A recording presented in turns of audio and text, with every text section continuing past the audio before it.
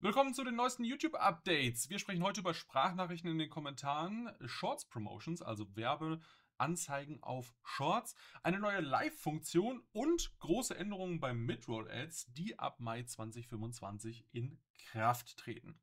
Fangen wir an mit den Sprachnachrichten in den Kommentaren. Es ist aktuell nur auf iOS und nur in den USA verfügbar. Antworten können maximal 30 Sekunden lang sein. Das ist eine Info, die wir vorher noch nicht hatten.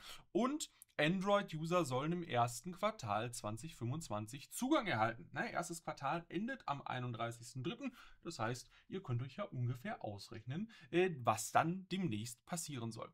Allerdings soll es nach wie vor nur in den USA verfügbar sein, ne? Aber wir wissen ja, mit VPN kann man ja auch vielleicht mal einen Ausflug machen digital. Gut, sprechen wir über Shorts Promotions. Ne? Promotions sind nach wie vor eine Art von Google Ads Anzeigen, sogenannte Google Ads Express Anzeigen. Sie sind relativ einfach aufzusetzen, sie sind aber nicht so zielgerichtet, als wenn man eine vernünftige Google Ads Kampagne fahren würde. Die YouTube Shorts sind jetzt praktisch auch dafür freigeschaltet und es gibt halt auch, wenn man auf dem Kanal ist als Creator, auf seinem eigenen, die Möglichkeit auf das Dreipunktmenü zu klicken und dann zu sagen, okay, Shorts Promotion starten und dann gibt man einfach nur noch aus, wie viel Geld man ausgeben möchte, an welche Länder das ausgeliefert werden soll und dann Abfahrt.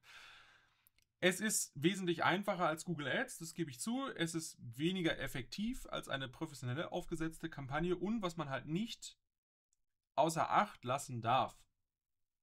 Ein goldener Haufen Scheiße, der angepriesen wird, ist immer noch ein goldener Haufen Scheiße. Ja? Es, wenn euer Content nicht stimmt, dann bringt eure gesamte Werbung nichts. Dann ist es alles rausgeschmissenes Geld und wie gesagt, ich bin der Meinung, dass wenn ihr vernünftige Inhalte macht, dann braucht ihr auch keinen einzigen Cent in Werbung stecken. Ja? Gut, behalte das bitte im Hinterkopf. Dann kommen wir zum YouTube Live-Thema. Da kommt nämlich eine neue Funktion, die sogenannte Take-a-Break-Funktion oder halt eine kleine Pause einlegen. Die wird ab März 2025 verfügbar sein und es wird ein neuer Knopf im Live-Control Room sein. Also praktisch auf eurem YouTube-Studio im Live-Bereich, wenn ihr einen Livestream startet. Die Optionen dafür werden sein 1, 3 oder 5 Minuten Pause und es wird Monetarisierung während der Pause geben. Das heißt, normale Zuschauende ohne Premium werden ein oder mehrere Midroll-Ads bekommen. Das hängt von der sogenannten Ad Saturation, also von der Werbeanzeigensättigung ab. Das heißt, wenn ich jetzt zum Beispiel frisch in den Stream reinkomme und ich habe sowieso schon eine Pre-Roll-Anzeige bekommen, dann wird entsprechend wenig Werbung in diesem Block geschaltet, den wir während der Pause haben. Wenn ich natürlich schon sehr, sehr lange zuschaue und lange keine Midroll-Ad bekommen habe, dann kann es sein, dass halt mehrere Anzeigen nacheinander kommen. Wie gesagt, das ist ein automatisiertes System. Ich finde es eigentlich eine ganz coole Sache. Natürlich, wenn ihr Premium habt, bekommt ihr gar keine Werbung, aber dafür gibt es auch etwas. Und zwar gibt es ähnlich zu dem Live-Trailer, bevor der Stream startet, jetzt auch eine Away-Funktion, beziehungsweise ein Away-Video, das abgespielt wird, während ihr, ja, in einer Pause seid. Das kann eine Animation sein, das kann eine tatsächlich eingesprochene Werbeunterbrechung sein. Es ist halt ein Video, was ihr hochladet, auf nicht gelistet, das einfach verlinkt und dann wird das halt abgespielt, während ihr gerade in einer Pause seid. Ich finde, das ist eine sehr, sehr coole Idee und eröffnet natürlich auch für euch als Creator Optionen, zum Beispiel für Brandpartnerschaften. Ne? Wenn ihr jetzt zum Beispiel dann diesen Away-Bildschirm fertig machen könnt, ihr müsst euch um nichts mehr kümmern, ihr könnt einfach sagen, wir machen eine kurze Pause, sind gleich wieder da und Abfahrt.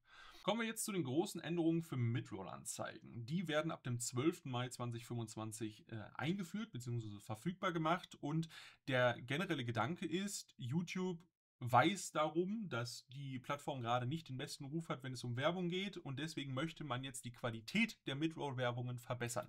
Das heißt nicht, es wird bessere Werbung ausgespielt, sondern es geht darum, dass die Platzierungen weniger störend werden und deswegen sollen jetzt die Midroll-Ad Slots, also die Plätze, wo diese Midroll-Ads gespielt werden, automatisch an natürliche Pausen und Übergänge angepasst werden. Und das ist natürlich eine sinnvolle Geschichte. Wichtig an dieser Stelle, alte Videos, die vor dem 24. Februar 2025 hochgeladen wurden und manuell gesetzte Midroll-Werbungen haben, erhalten zusätzlich automatische Werbeplätze, es sei denn, ihr widersprecht dem und da habt ihr bis zum 12. Mai für Zeit. Die automatische Platzierung ist danach die Standardvariante. Ihr könnt aber natürlich auch weiterhin manuell Werbungen platzieren. Als neue Funktion kommt dafür im YouTube Studio ein kleiner Indikator, ob eine Werbeunterbrechung als störend von YouTube eingeschätzt wird oder dass sie zu unterbrechend sei. Und ihr könnt die natürlich trotzdem drin lassen. Dann besteht aber die Chance, dass da halt entsprechend keine Werbung ausgespielt wird. Und natürlich die automatischen Ad-Slots werden halt hinzugefügt, wo YouTube an geeigneten natürlichen Pausen entsprechend Werbeplätze hinzufügt. Auswirkungen für Creator hat man ja praktisch extrapoliert. Also man hat sich Daten aus einem Test von Juli 2024 angezeigt, dass Creator mit automatischen Midroll-Anzeigen zusätzlich zu den manuellen Midroll-Anzeigen ungefähr 5% mehr Bruttoumsatz gemacht haben. Wie gesagt, wichtige Geschichte, manuelle Werbeanzeigen bei Midrolls sind weiterhin möglich und ihr könnt euch natürlich gegen die automatisierte Platzierung entscheiden. Es kann aber, wie gesagt, sein, dass die manuell platzierten Plätze weniger Umsatz machen als die automatisch platzierten. Gut. Ein paar Fragen dazu, die unter anderem aufgekommen sind, als wir das zwischen den Produktexperten erörtert haben.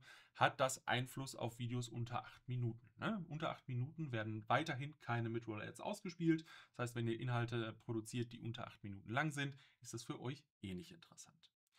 Werden Midroll-Ads aktiviert für Videos, die bisher keine hatten?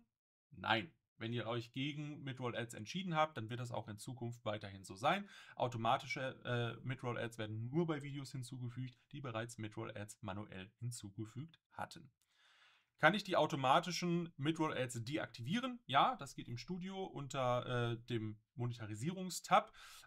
Aber auch hier nochmal der Hinweis, schlecht platzierte Midroll-Ads, die ihr manuell gesetzt habt, könnten weniger Einnahmen erzielen ab Mai 2025, weil YouTube halt die Qualität verbessern möchte. Wird das die Zuschauererfahrung verbessern? YouTube sagt, ja, weniger störende Werbeanzeigen sollen die Zuschauerbindung verbessern und das ist natürlich für euch eine sinnvolle Geschichte, denn wenn Zuschauende länger auf euren Videos bleiben, dann heißt das natürlich für euch auch bessere Metriken. Bessere Metriken heißt, ihr werdet mehr empfohlen und das ist natürlich eine sinnvolle Geschichte. Kann man weiterhin Midroll-Ads manuell platzieren? Ja. YouTube empfiehlt aber, wie gesagt, dieses Feedback-Tool zu nutzen. Das heißt, diesen kleinen Indikator, ob eine Midroll-Ad als zu störend von YouTube eingeschätzt wird und empfiehlt halt hier entsprechend diese Stellen zu vermeiden und stattdessen die besser geeigneten Stellen zu nutzen. Gut. Wird die Anzahl der ausgespielten Werbungen verändert? Overall nein. Ne? Also es werden jetzt nicht mehr Anzeigen ausgespielt, sondern die Anzeigen werden an besser passenden Stellen ausgespielt. Ich finde, das ist eine sinnvolle Geschichte. Ne? Da kann man ruhig mal ja, sein eigenes Werbeverhalten auch vielleicht ein bisschen hinterfragen und sich gucken, wie mache ich das eigentlich gerade? Ne, ist das vielleicht eine sinnvolle Sache, wenn ich das einfach mal automatisiert laufen lasse? Und man kann natürlich dann auch sagen, wir testen das einfach. Ne? Wie gesagt, ab nächste Woche beginnt der Test und zum Mai wird er dann finalisiert.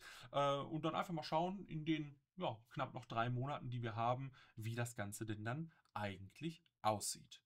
Wundervoll.